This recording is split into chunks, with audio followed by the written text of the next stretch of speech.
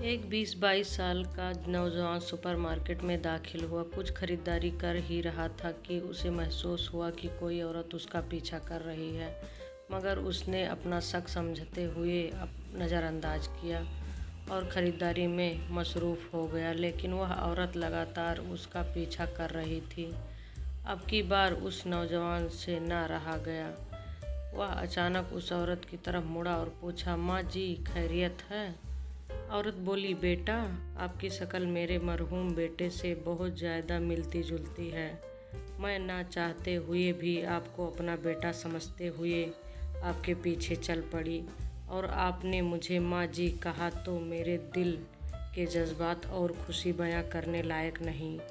औरत ने यह कहा और उसकी आंखों से आंसू बहने शुरू हो गए। नौजवान कहता है, कोई बात नहीं माँ जी, आप मुझे अपना बेटा ही समझे। वह औरत बोली कि बेटा, क्या आप मुझे एक बार फिर माँ जी कहोगे? नौजवान ने ऊंची आवाज़ से कहा, जी माँ जी। पर उस औरत ने ऐसा बर्ताव किया जैसे उसने सुना ही ना हो।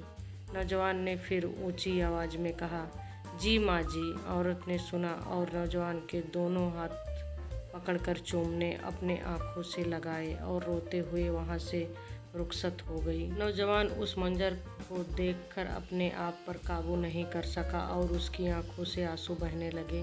वह अपनी खरीदारी पूरी करे बगैर ही वापस चल दिया।